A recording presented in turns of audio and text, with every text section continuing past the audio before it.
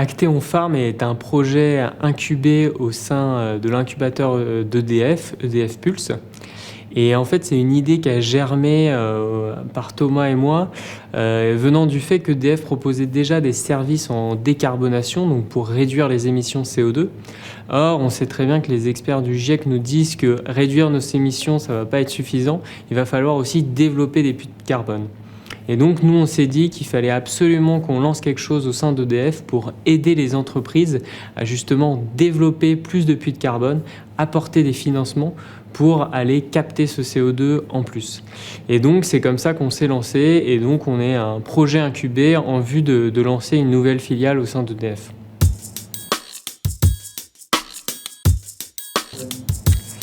Un puits de carbone, c'est un système qui permet de capter du CO2 depuis l'atmosphère et de le rapatrier sur Terre et de le stocker.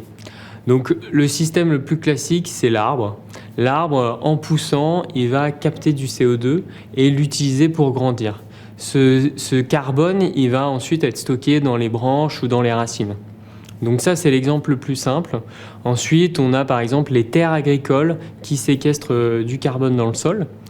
Et on a aussi des exemples un peu plus technologiques qui sont en train d'être développés, comme par exemple le Direct Air Capture, où on va capter de l'air de l'atmosphère et ensuite le stocker soit dans des matériaux, soit dans des nappes phréatiques dans lesquelles on va injecter le carbone pendant de longues durées. Et donc ça permet vraiment de limiter le stock de carbone dans l'atmosphère qui est responsable du réchauffement climatique.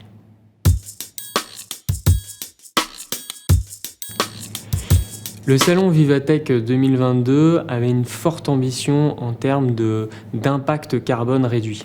Donc ils ont fait beaucoup d'efforts pour réduire leurs émissions de CO2 dues aux activités du salon, mais forcément il reste tout le temps des émissions CO2 résiduelles. Et c'est là qu'ils nous ont sollicité pour les aider à trouver un projet à impact positif pour le carbone, un puits de carbone en France, local, qui permette justement de séquestrer ce carbone à hauteur des émissions résiduelles de CO2 qu'ils avaient pour leur édition. Et donc, nous, on est allé sourcer un projet d'un puits de carbone qui avait besoin de financement, le projet de la forêt du Chêne à la Vierge, qui permettra justement sur 30 ans de capter autant de CO2 que l'édition 2022 a émis en résiduel.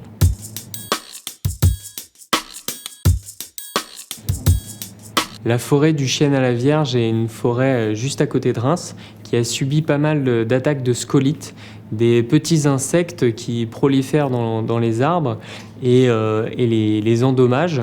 Et c'est des attaques qui sont assez renforcées par le réchauffement climatique. Et en fait, il y a une parcelle de 10 hectares au sein de cette forêt qui a été largement endommagée par les scolytes et donc on a besoin de la restaurer. Donc la restaurer, ça veut dire planter 12 000 arbres et donc restaurer ce puits de carbone naturel à la fois pour sa capacité de captation du carbone et aussi pour l'harmonie de la forêt et tous les passants qui viennent visiter cette forêt. Et donc pour ça, on avait besoin du financement d'une entreprise et c'est le salon Vivatech 2022 qui a contribué à restaurer ce puits de carbone.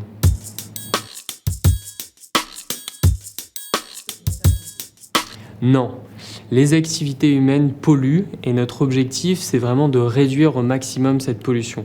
Donc réduire nos émissions de CO2 dans le cas qui nous intéresse.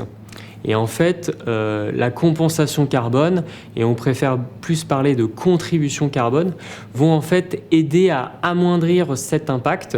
Donc en équilibrant, en allant aider à développer des nouveaux puits de carbone qui vont capter du CO2 ou en aidant à financer des projets qui, eux, vont réduire leurs émissions de CO2.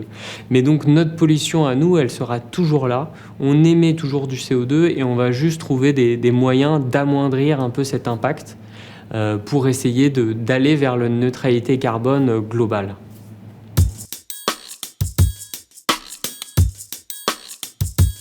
Ouais, pour moi, c'est la mobilisation de tous.